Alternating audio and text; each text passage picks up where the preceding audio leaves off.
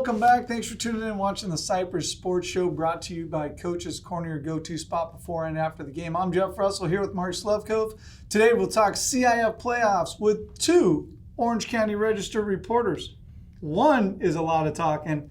We got two, Coach. This could be the longest episode ever. Clear your calendar. Clear it. Don't do the normal 10-second check-in. You got to watch this. Steve Pfeiffer and Dan Albano. Steve will, of course, will talk about the baseball playoffs, Division I, and then Albano will talk about the D2 softball playoffs. And then, of course, we'll check in with Mr. Pfeiffer in a segment, Would You Rather? With all of that, knowing this is going to be a good one, Sliv, what do we have for our update? All right, baseball team had an exciting week, defeating Pacifica twice to take home the Empire League title, snatching it from the Mariners. Cypress has had at least a share of the league title every year since 2013 after Greg Profit robbed Pacifica of a bases-loaded hit that could have won the game for him.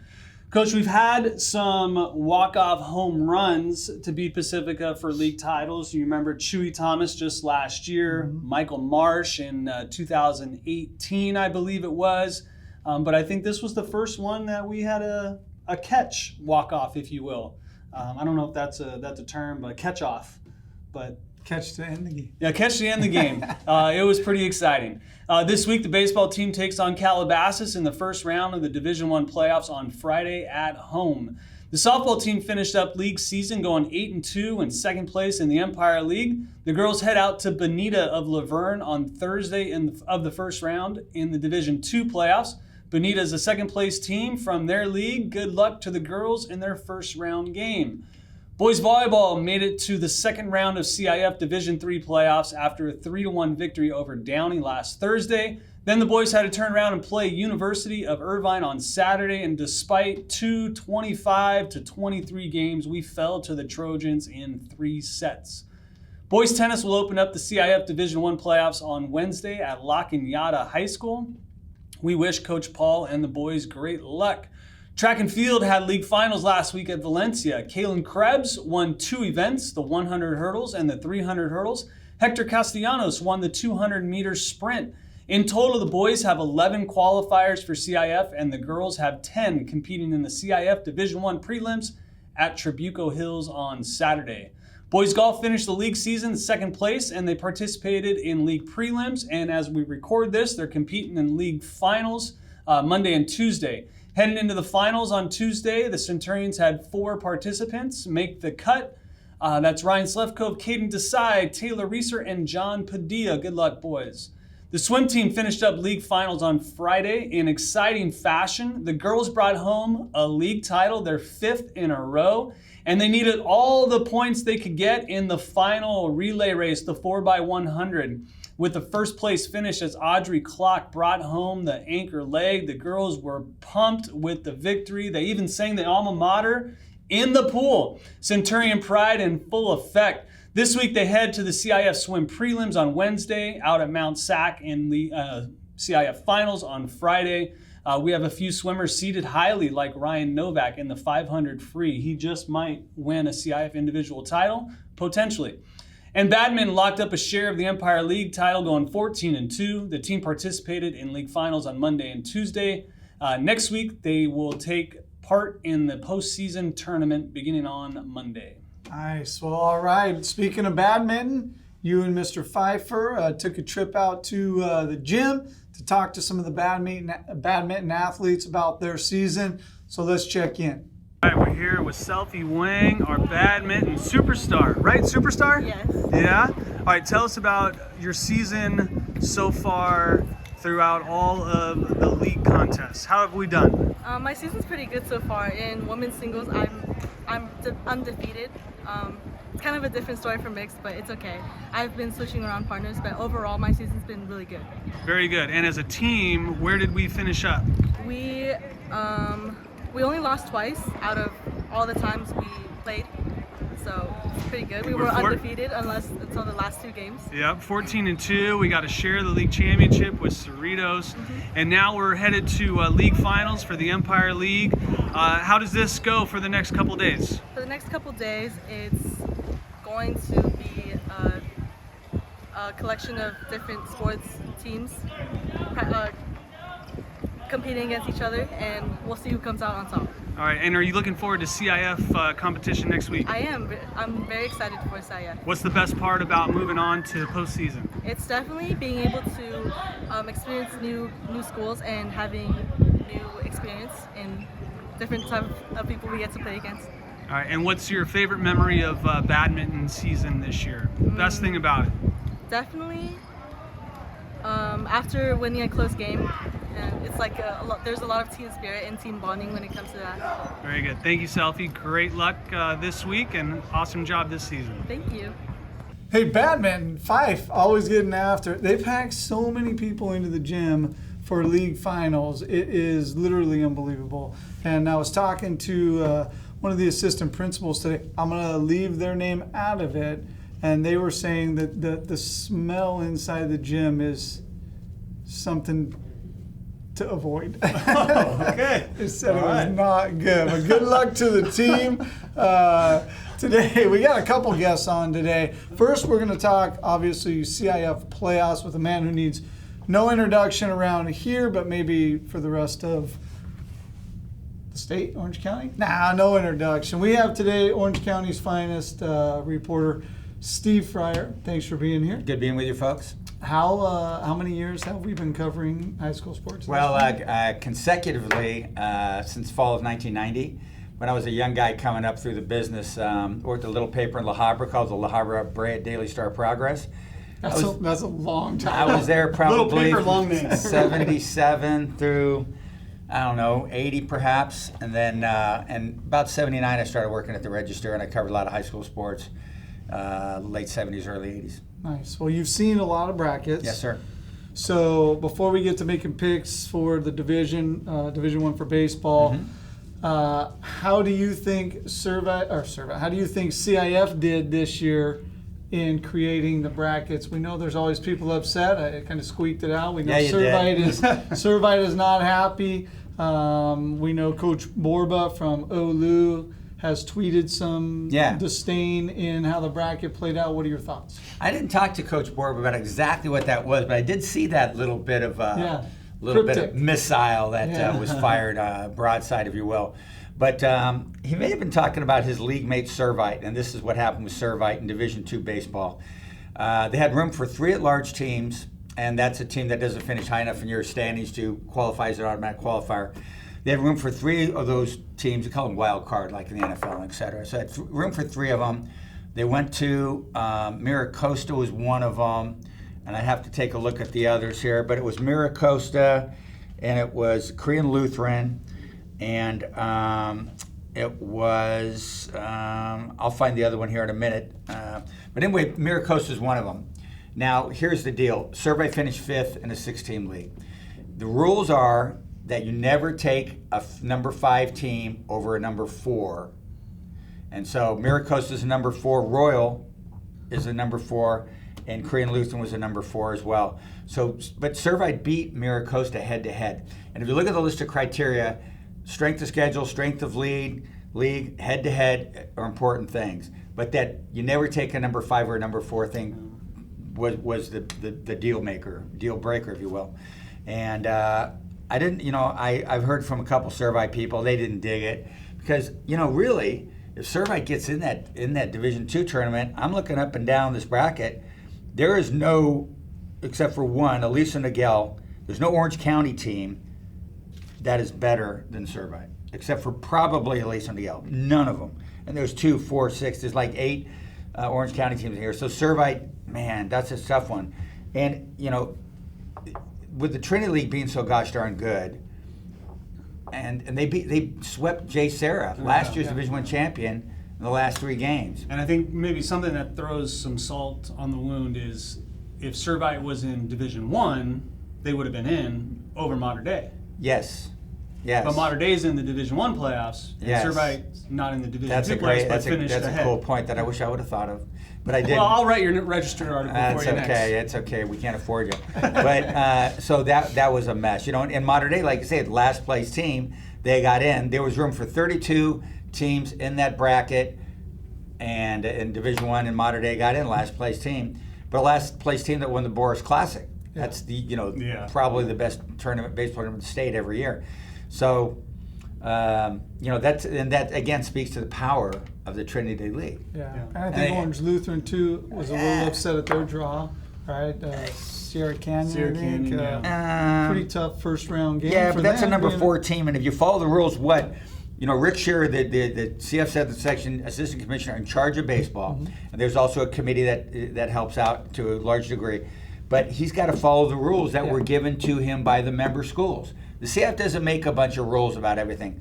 Right. The Southern Section member schools, they have a council meeting 3 times a year. It's a legislative body. That's where everything happens. There's really no executive orders that much. There are a few, but in this case, man, Mr. Shearer had to follow the rules. This is how you have to sort teams out. Number 1's got to play a number 4. I don't know, who Borba would have preferred here. But Sierra Canyon's pretty good. Mission League is good. Maybe Division 1's good, right? Division 1's solid. I mean, this is the best.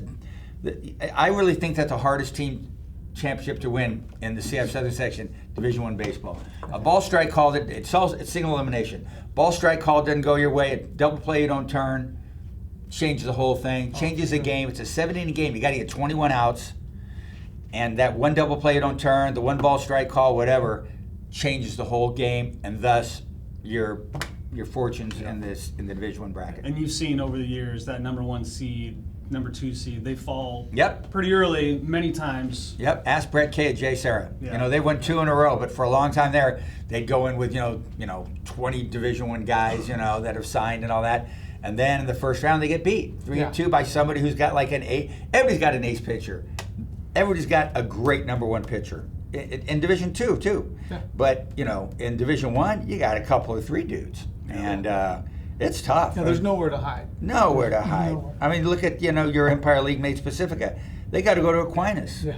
That's tough. It was really gosh darn good team. So man, you look at these matchups, just going, oh my goodness, look at this. I'm going to go to Santa Margarita Tesoro. Santa Margarita, number 2 team in the county for much of the year. Number one at some point. They're going to Tesoro when the South Coast League got hot at the end. Dang. Yeah. That's tough. That's a neighborhood battle too, ain't it?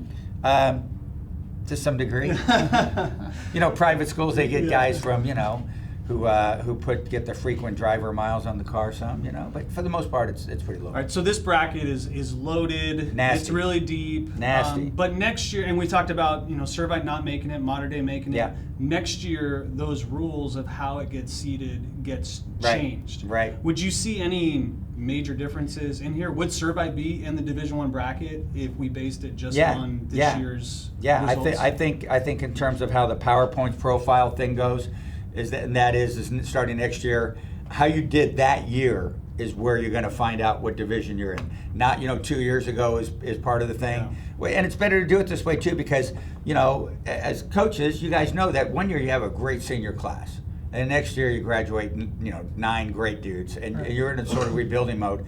But how well you did that previous year goes into the formula of what division you're in this particular year. I know it's like 70-30 in terms of how they weigh it, but still, that's pretty rough. But now, it's how you do that year, and then they slot you. But, we'll see, how these rankings are done. Is whoever's going to do these points profiles, did they got it right? But, there's no perfect system. But you can't tweak a system if it doesn't exist. Right. So we'll see how it goes. But I'm interested to see how that goes next year. I really think am. it's going to be good. Yeah, it's going to be cool. They do it pretty much in football with Cal Preps rankings. Yeah. But Cal Preps, that's just football. That's 1 game a week. Yeah. And, they've got quite the algorithm going. I don't know, does Max Preps have those guys or whoever else, is going to be doing this? I don't know. We're going to find out. Yeah. Well, taking a look at the top 4 seeds in Division 1, Yep. we'll look at the first 2. Corona as the number 1 seed, number Yeah. 2 in the Max Preps rankings. They're 25-3, followed by Harvard Westlake, Yeah. 23-4. We already know Harvard Westlake, always really good, tough place to play. Cypress played there recently. They're number 9 right now in the county. One of those top 2 teams doing baseball, anything can happen, as you Yep. talked about, right? Sure. Can one of those top two teams advance to the finals? Sure, both of them can. You know, Corona's got. Will they? Yeah, we don't know. You know, a bad hop here and That's all the that thing, stuff. right? That's the wild thing about 7-inning baseball, single elimination style. Yeah. Corona's got pitching just coming out of their ears. They got that Ethan Schiefelburn guy. I'm sure I'm mispronouncing that, but I've seen their pitchers. They are really good. I saw them play a couple times. Some play Orange Lutheran at Hart Park one night, and saw them a couple other times. Think of the Boris Classic too, and they were. And I saw them lose to Modern Day, you know, so that was pretty wild. But they got pitching coming out of their ears, man. They're really good. Harvard Westlake, same deal.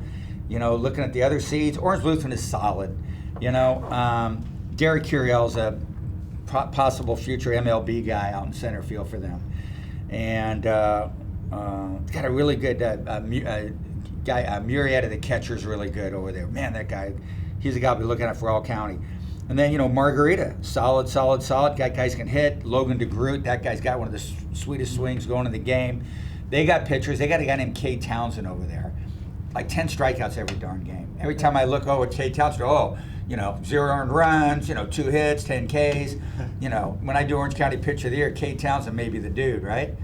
And but they got to play Tesoro at Tesoro, and that's a toughie because Tesoro's a league champ. Santa Maria's number 2 team. Villa Park's got guys, but they've been in more 1-0 games than unbelievable. They have so many 1-0 games. Fullerton's good. Sean Hill's a really good coach over there. They got guys who can swing it. The kid Mania is really good. Huntington is solid. They're young, but they're really good. Man, they're looking up and down this bracket. And then, you know, your Cypress guys.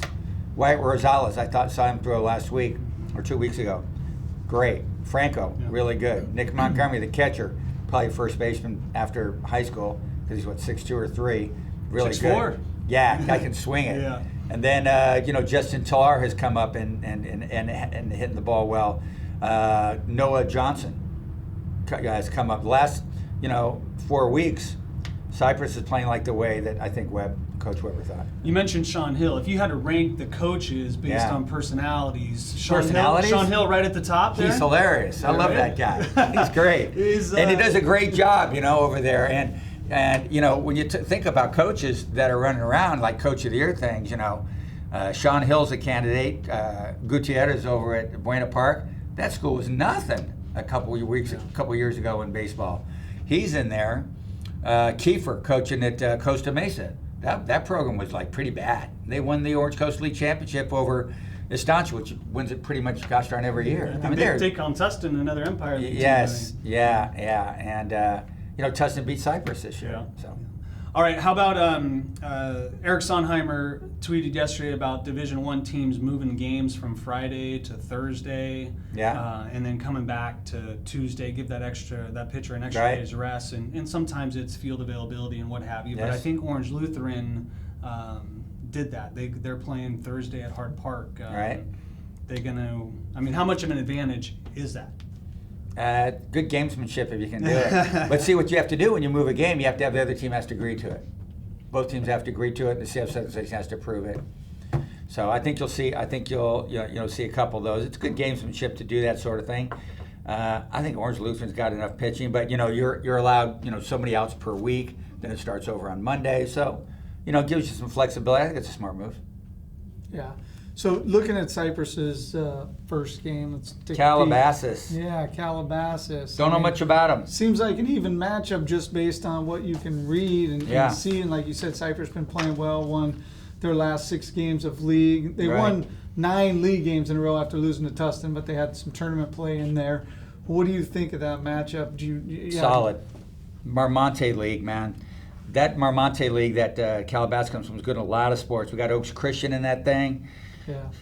Oh boy, man, this is just a rough looking deal here. But I think from what I saw of Cypress beating Pacifica twice last week, that team has come along.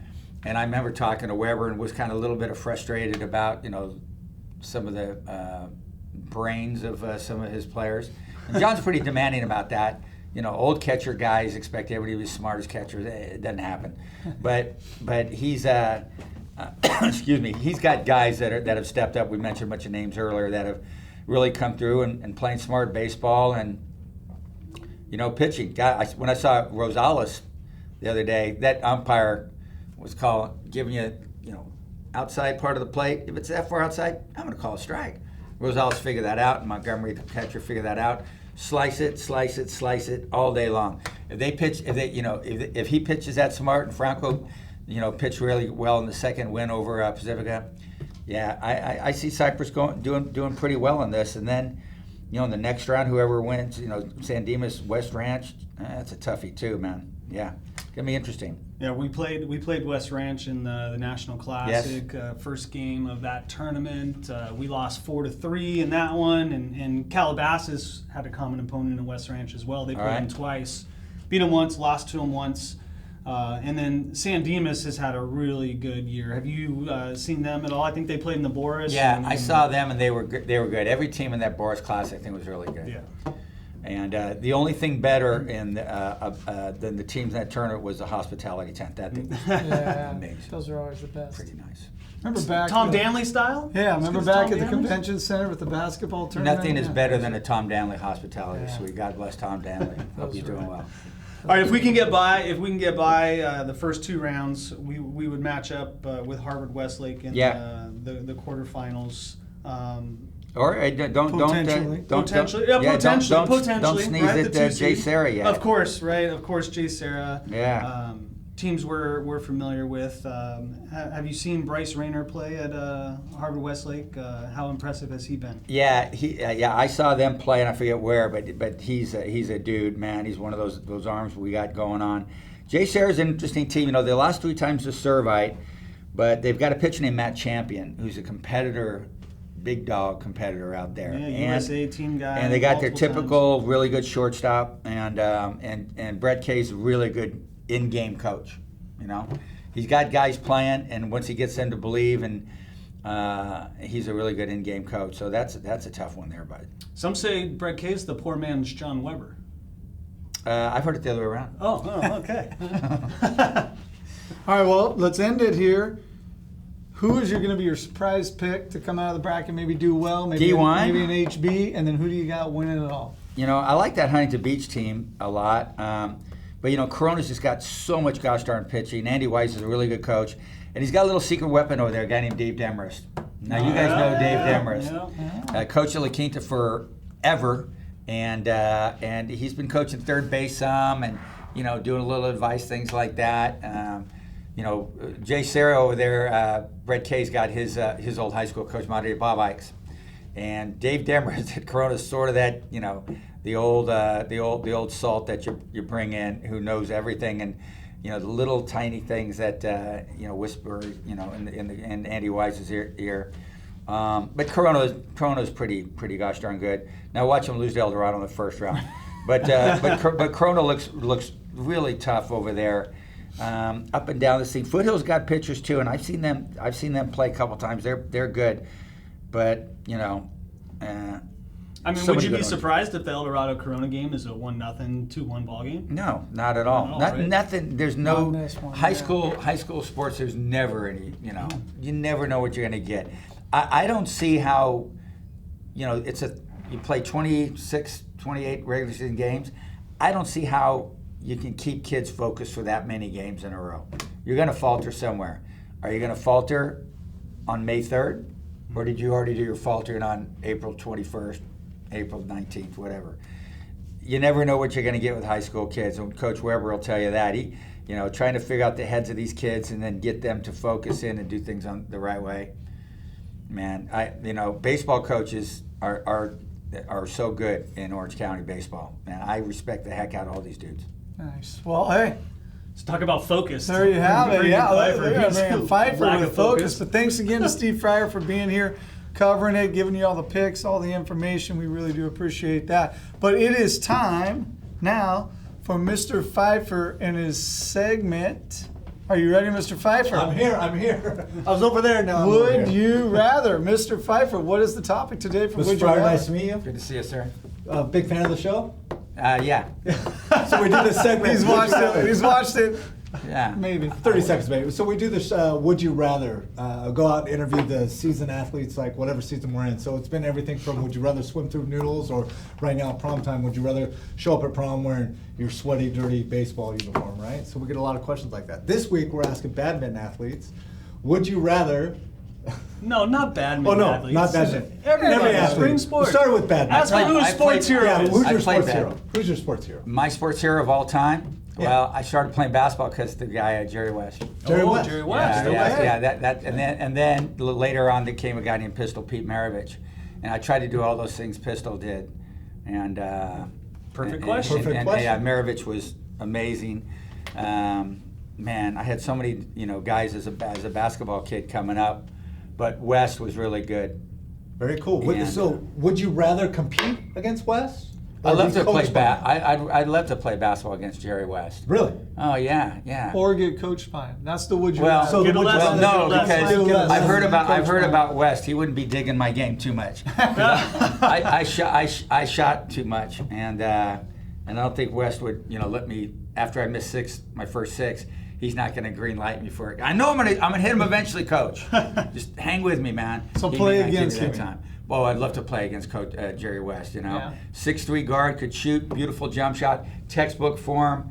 Man, Would you we all just tried be to do watching that. him, or would you actually No, play him? I'd like to cover him. Get up there. Yeah, I'd like to And see he what was I could grilled. do, and I could see if I could, and he was a fine defensive player. Like to see if maybe I could, lean into him a little and shoot the fall away and Yeah. get on him and just see what he did, and yeah, that would have been awesome. My Nice. gosh. I was a big fan of Jerry West, man. Zeke from Cabin Creek, number 44, West Virginia. Played on the 1960 Olympic team with Oscar Robertson, all those guys. And I saw him play a lot of times in person. When the Lakers won 33 games in a row in that 71-72 season, I went to 3 of those games in person. Wow. Yeah, I was a big Laker kid growing up. These guys weren't even born yet. You might have been. Maybe. Close for you, right? Anyway, so we went around asking some athletes, and this is what Yeah. we came up with.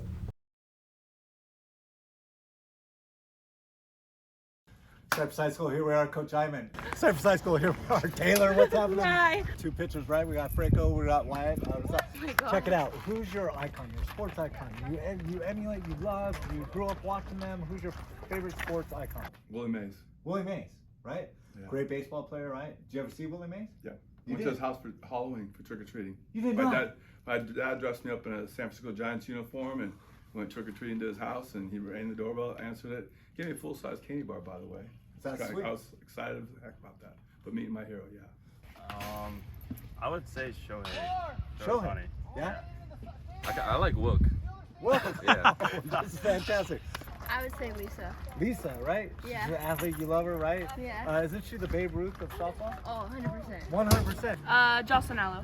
Really? Yeah. Right? And so would you rather compete against Aloe or get a lesson? Get a lesson for sure. What are you going to get? What kinds of things are you going to talk She's a about? really good hitter, so she could teach me how to hit more home runs and how to be a better athlete. You're I'd throwing rather pitches? take a lesson with him. Yeah? Yeah. What's it going to tell you? How to be great, hopefully. Yeah. Who was that? How to be great. I You're didn't- gonna pick its brain. Yeah. Yeah? Yeah. What are you gonna get from Wilk, yeah? I'd rather compete with him. Oh, you want to compete? Yeah. Oh, fantastic, Yeah. right? So you're gonna throw him pitches, and he's gonna swing, and he's gonna throw you pitches. Yeah. I'd definitely take him, George. Get a lesson from her. Yeah. I want to know all her knowledge, pick her brain just about certain things with the sport. Like a sponge. You just Yeah. want to interrogate her and Yeah. get all her tricks, right? Oh, compete. Compete. Compete. You're a competitor Compete. at heart. It's in your Yeah. heart. You just got. I want to pitch to him. Yeah. See if I can put him out. There you go. How to be great, hopefully. Hey, thanks again, Mr. Pfeiffer. Thanks for your segment. Thanks to Steve Fryer for being here and giving us a little bit of that baseball preview. Hey, we are not done with the show, though. We got more here. Also with us today is Orange County Register reporter Dan Albano. Thanks for being here, Dan. Thanks for having me on, guys. I know you're a fan of the show. You've watched it once or twice. Sometimes we got to pause for those bells. So we do this little segment called Would You Rather. Are you ready for the question? Yes. All right, cool. So this one's a little different. Would you rather get a lesson, and you've already told us that your sports hero is Magic Johnson. So I'll just put it in terms of Magic. Would you rather get a lesson on basketball from Magic Johnson, your sports hero, or would you rather compete against Magic Johnson? Wow, that's a tough one. I think the chance to maybe play one-on-one with my sports hero on the same court, I think that's probably a chance of a lifetime. So maybe a game of horse with Magic. I do love to play horse, pig, whatever whatever it is. I like that kind of stuff. So I would pick the actual competition with Magic. It would be great to talk with him as well. But I'd love to hear. But to play actually on the court with him would be the best. Very cool. Have you ever had an opportunity to meet him? No, I have not.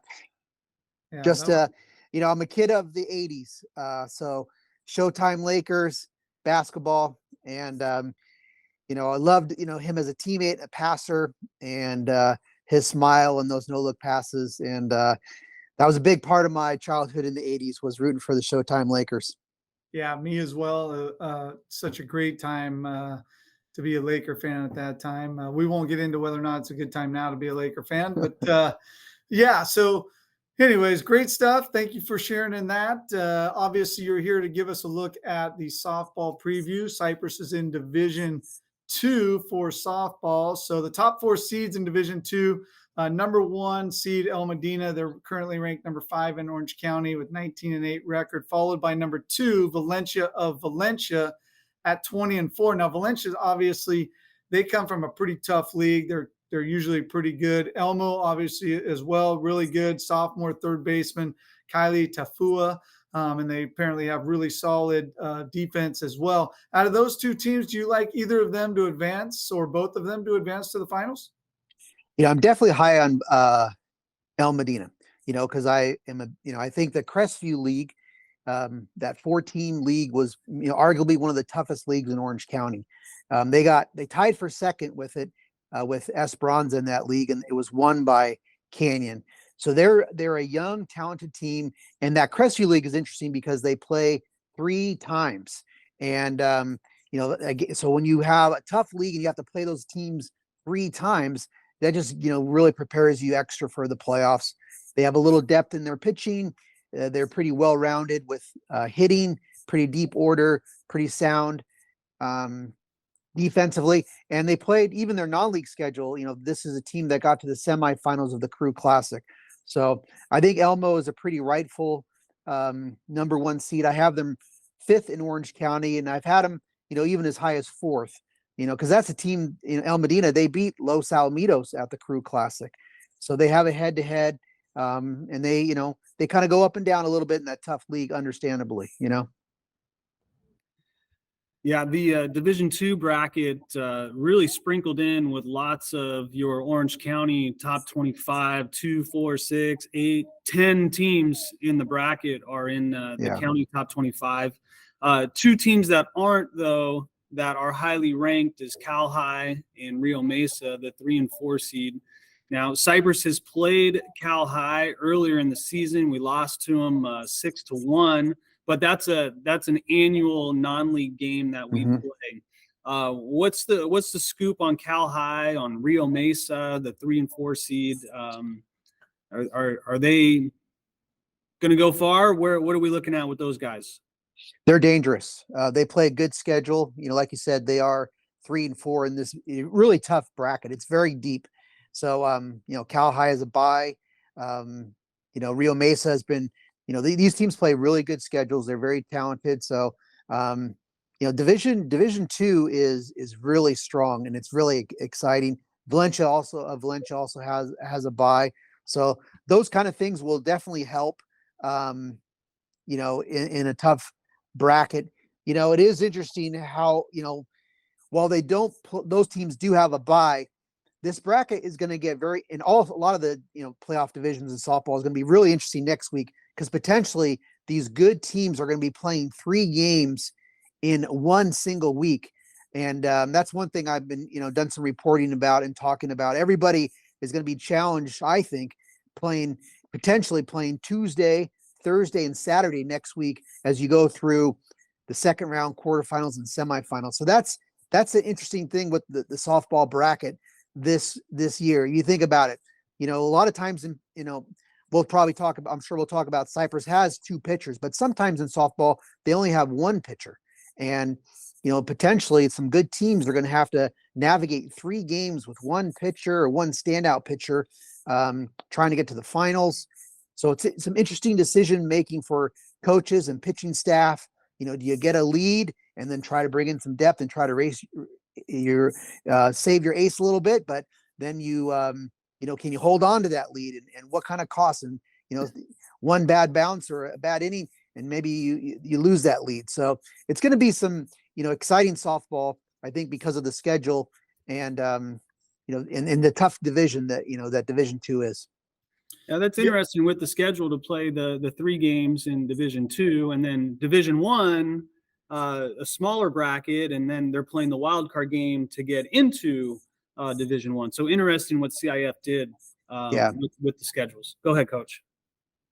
Yeah, you were just talking about Cypress, 2 very solid pitchers that they have. That definitely can be an advantage with playing those 3 games in 1 week. They've had some solid hitting. Recently, Taylor Monteleone has been coming on strong, 8 homers, 39 RBI, batting .434. Now Cypress opens up with Bonita, who's a pretty solid team. They're led by a freshman, Koa Puyupe. I'm not sure how to say it. She's batting over 500. She's got 10 home runs. They have a solid pitcher in Caitlin Moskey. This is not going to be an easy matchup, like you said, for Cypress. I mean, we can think about the 3 games, but now we got to get through this first game. And what do you think of that matchup, keys to that game? Yeah, this is not an easy matchup. I think it's a tough one. Of course, and Cypress is also on the road. Bonita's second from their league. They're coming, interesting enough. Like you said, they do have a standout freshman. Bonita's coming down from Division I from last season. They lost to Pacifica in the first round of the playoffs. That might have even been a wild card game. They lost 4-1 to Pacifica in the first round of their first playoff game last year. Now they're in Division II. Cypress last year made it to the Division III quarterfinals. Now they're in Division II. It's tougher in Division II. And this Bonita team is on my radar because they have a recent victory against Capistrano Valley, which I think is pretty tough. That's a team that, Cypress kind of knows, right? That's that's who I think lost to last season in the playoffs. That's right.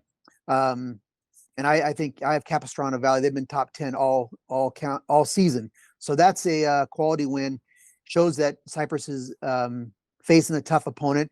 And yeah, you're right. This is you got to get out of the first round first before you think about next week's schedule. So I could see Cypress going to this game and thinking that we're going to definitely probably throw Granados and Foss, our 2 pitchers. We'll do whatever it takes to get through this first round, and that's something that works to their advantage. I think that's that's something that they do have, and I think they probably will lead. I think Coach Thompson will definitely think about that. Maybe we need to mix and match and see if we can shorten some of the game in some ways with 2 pitchers. Yeah, I think Bonita's fairly young and dropping down. Maybe that helps them, but Cypress has some senior leadership too. And after moving as well, maybe that senior leadership can come into play and kind of help them through a tough game too. So we'll see. Yeah, I've been impressed. You mentioned Montaloni, the senior. She's had a kind of a breakout year, I think. I'm doing a list of right now of like top underrated softball players that are in the postseason on Thursday, first round, and she's on my list. I mean, she's 39 RBIs, by far leads the team by like 20 RBIs. She leads the team in home runs by far, and she's been outstanding. Of course, she has a lot of family legacy at Cypress, and I think that that kind of stuff rubs off. I remember her brother, obviously Trevor, was an outstanding athlete there. So she's stepping up her game, hitting well over 400. And yeah, Cypress has a lot of bats, because even like Granados, who one of the pitchers, she's also a very good hitter. And Lopez has really emerged as a freshman. I know Coach Thompson's been high on Aubrey Lopez. That's right. Aubrey Lopez has a nice history at Cypress too with her family, and the Monteleones, that's a softball family. Taylor's mom was a baller back in the day, really close with family friends with Julie Adams, who was a stud for us, and at UCLA. Hall of Famer, etc. So the roots run deep there for sure. Now, I think if we can be fortunate enough to get by Bonita, we set up a pretty cool all Orange County game coming off of Whittier Christian, Mission Viejo, a great first round county game as well. Whittier Christian, Dan, they have this girl, Alina Garcia, who's committed to UCLA, and she played baseball growing up. My son, his team would play her team. Her dad was the coach, and she was playing baseball with the best travel team in Southern California.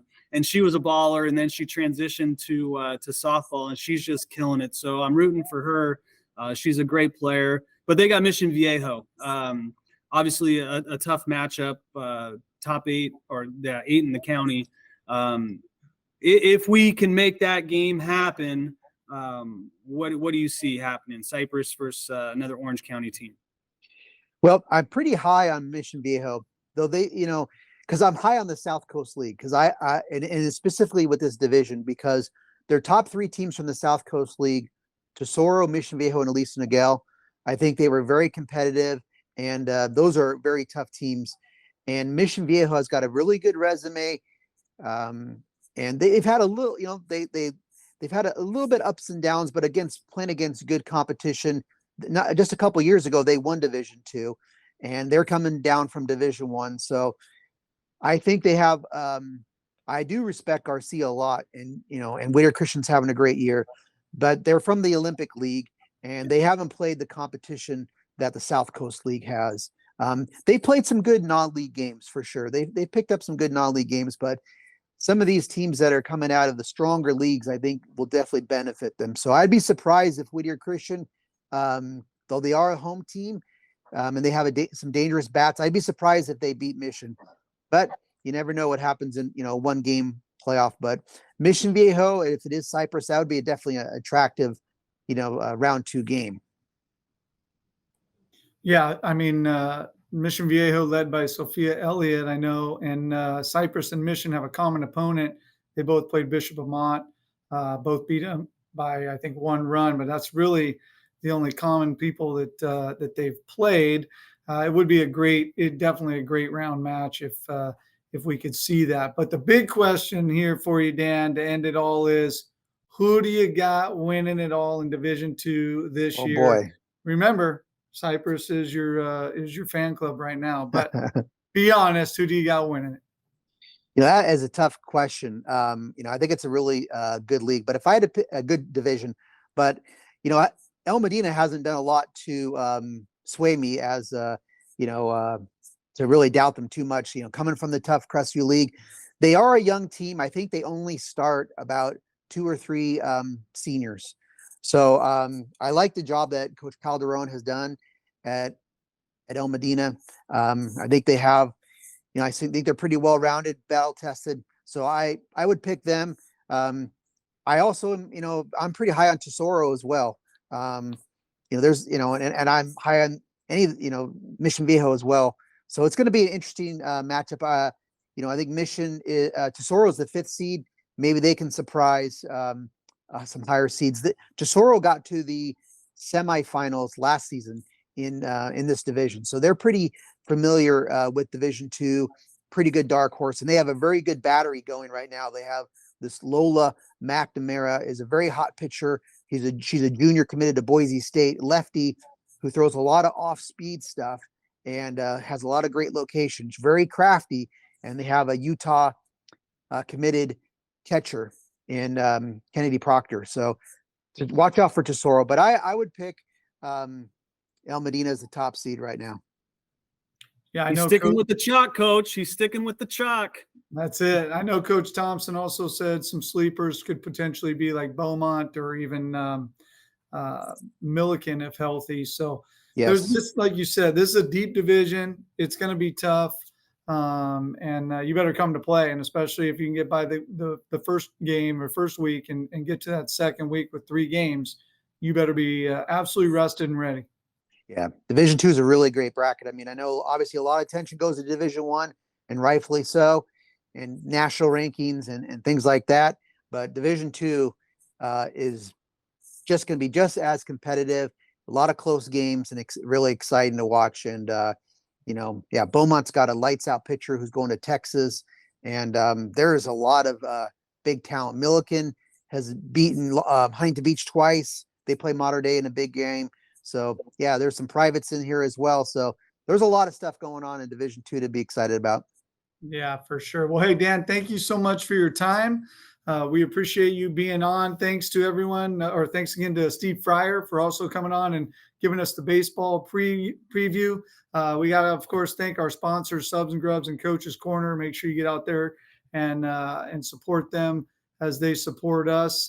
Definitely check out Dan. He's on all the social media. He's got, his article every day, pretty much every day, it seems like, on the OC Register. And if you're not subscribed, make sure you get on there and subscribe and get that paper and follow along, because he has a lot of good stuff. He's been really good to Cypress over the years and really good for high school sports. So thank you, Dan, for all you do for high school sports. We really do appreciate that and appreciate you. Thanks, guys. It's great talking with you, and good luck to Centurions in the playoffs.